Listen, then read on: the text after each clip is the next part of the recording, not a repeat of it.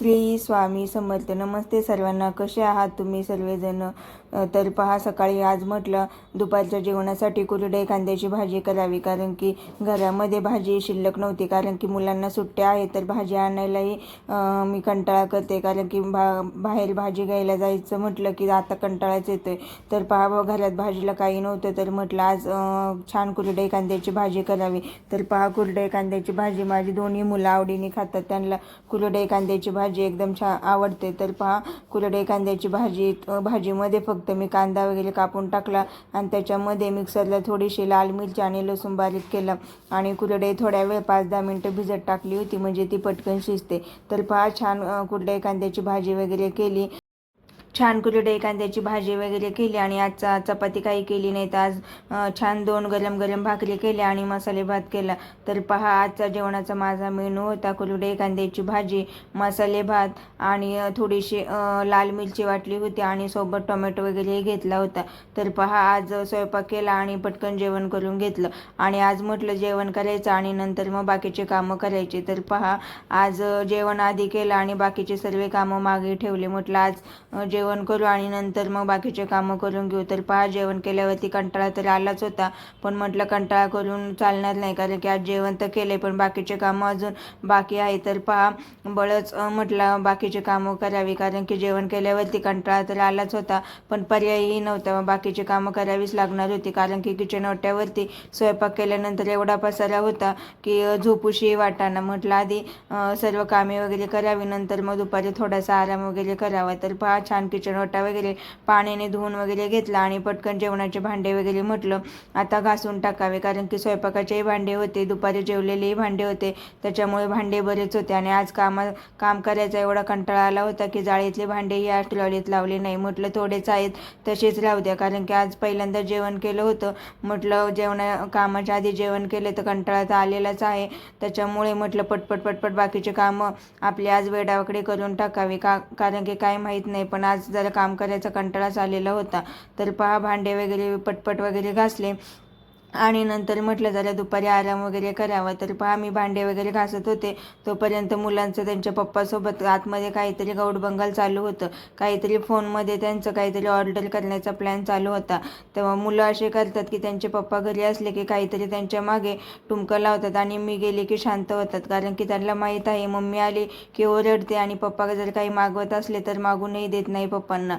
त्यामुळे मी भांडे घासत होते, पण आतमध्ये काय चालू आहे ते मला हळूहळू आवाज येत होता. म्हटलं आपले भांडे वगैरे घासावे आणि नंतर मग त्यांच्याकडे जाऊन बघावं काय चाललं आहे ते.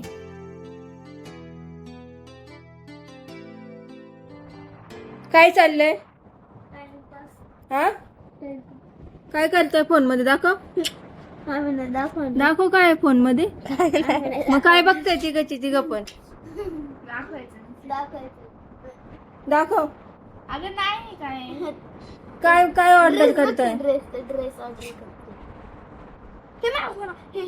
काय आईस्क्रीम? आईस्क्रीम नाही, हे मागव. काकडी मागवली, काकडी.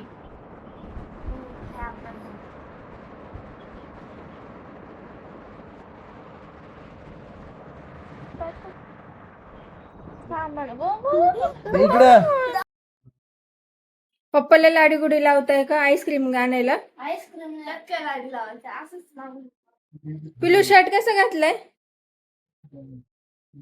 हा, एवढ्या त्या फोन मध्ये तू हे झालंय की शर्ट सुद्धा उलटा घातलाय.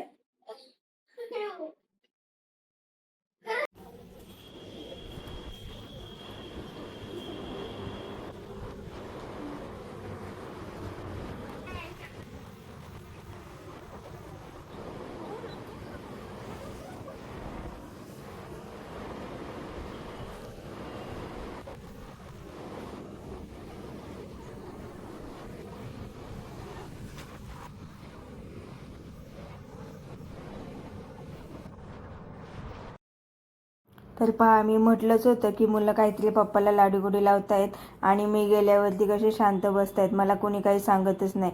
तर पहा पप्पांना लाडीगोडी लावून त्यांनी पायनॅपल ऑर्डर केलं आणि ब्लिंकिटवरून 2 मिनिटातच ऑर्डर येते. त्यामुळे मुलं पप्पांना लगेच लाडीगोडी लावतात आणि त्यांचे पप्पा लगेच त्यांचं ऐकतात आणि काहीतरी लगेच खाण्यासाठी मागवतात. तर पहा ब्लिंकिटवरून ऑर्डर केली आणि 10च मिनिटामध्ये घरी पायनॅपल आलं सुद्धा. पहा आल्यावरती त्यांना दमही निघाना, लगेच म्हटले मम्मी मला कापून दे. तर पहा त्यांना पायनॅपल वगैरे कापून दिलं. तर पायनॅपल जरा आंबटच होतं, पण बरेच दिवसांनी खाल्ल्यामुळं जरा बरंही वाटलं. तर पहा पायनॅपलचे कसे तुकडे करावे ते तर समजतच नव्हतं, कारण की कधी पायनॅपल घरी मागवत नाही. बाहेरून आणले की ते कसे स्लाईस वगैरे देतात, कापून वगैरे देतात, तर घरी आणल्यानंतर ते कसे कापावे ते कळतही नाही. तर पहा पायनॅपल वगैरे खाल्ला आणि नंतर 4 वाजता म्हटलं आज बाजारात भाजीपाला आणायला जावं, कारण की आज भाजीलाही घरात काहीच नव्हतं आणि आमच्या इथे रविवारी आठवडी बाजार असतो. त्याच्यामुळे म्हटलं बाजारात जाऊन थोडाफार भाजीपाला वगैरे आणावं. तर पहा भाजीपाला वगैरे घ्यायला गेले, पण पहा खाऊचे जे वस्तू आहेत भेळ वगैरे, तर ते कसे उघड्यावरतीच मांडलेले आहेत आणि येणाऱ्या जाणाऱ्या गाड्यांची धूळ वगैरे त्याच्यावरती तर एवढे बसते, पण तरीही ती भेळ आणि ते गोडीशेव वगैरे घ्यायला एवढी गर्दी होती की माणसं कसे खातात काय माहिती. मी तर काही घेतलं वगैरे नाही, कारण की ते उघडं होतं आणि गाड्यांची धूळ वगैरे पाहूनच म्हटलं आपल्याला नको बाबा हे. तर पहा थोडीफार भाजी वगैरे घेतली आणि संध्याकाळी घरी आले. घरी आल्यानंतर आमचा पिल्लू म्हटला की मला जरा वेळ गार्डनमध्ये खेळायचं आहे, तर त्याला घेऊन जरा गार्डनमध्ये खेळायला गेले. संध्याकाळचे 6 वाजले होते, तरीही किती ऊन आहे पहा तुम्ही, कारण की आता दिवस मोठा आहे त्याच्यामुळे संध्याकाळी 6-7 वाजले तरीही उजेड असते. तर पहा गार्डनमध्ये पिल्लूला घेऊन गेले. त्याचे मित्र तर पहिल्यांदाच गार्डनमध्ये होते, कारण की संध्याकाळी 6 वाजले की बरेच मुलं गार्डनमध्ये खेळायला येतात. आमच्या इथं खूप मोठं गार्डन आहे आणि खेळणे वगैरे आहेत, पण ते जरा तुटलेले आहेत. पण मोकळं पटांगण एवढं आहे की मुलं बॅट बॉल वगैरे खेळतात. तर पिल्लूचं चालू होतं त्याच्या मित्रांसोबत बॅट बॉल वगैरे खेळणं.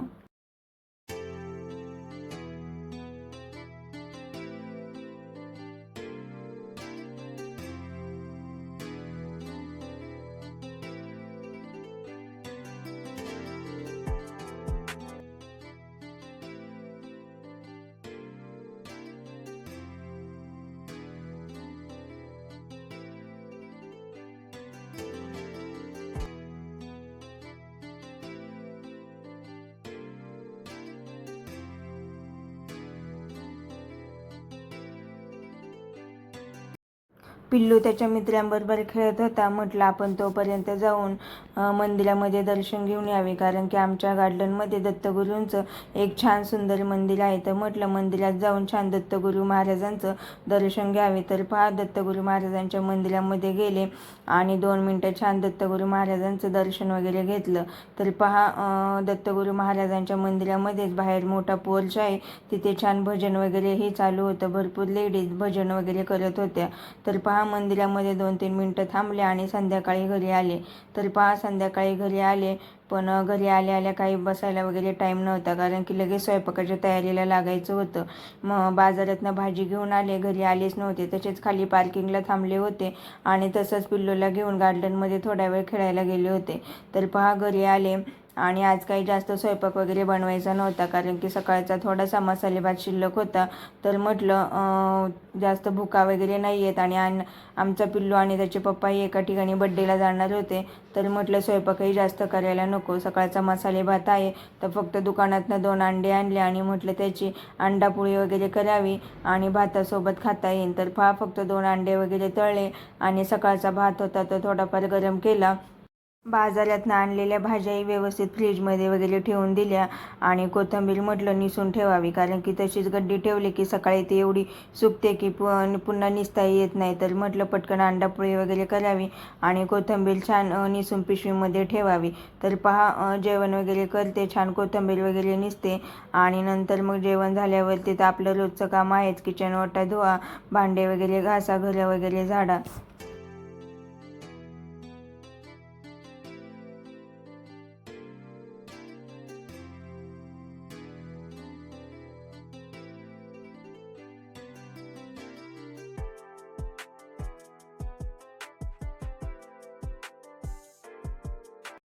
कोथिंबीर छान निवडली आणि फ्रीजमध्ये तिला ठेवून दिली. तर पहा, हा होता माझा आजचा डेली व्लॉग. जर तुम्हाला माझे डेली व्लॉग आवडत असतील तर चॅनेलला नक्की सबस्क्राईब करा आणि व्हिडिओला लाईक आणि कमेंट करायला विसरू नका. तर पुन्हा भेटूया उद्याच्या नवीन व्लॉगमध्ये.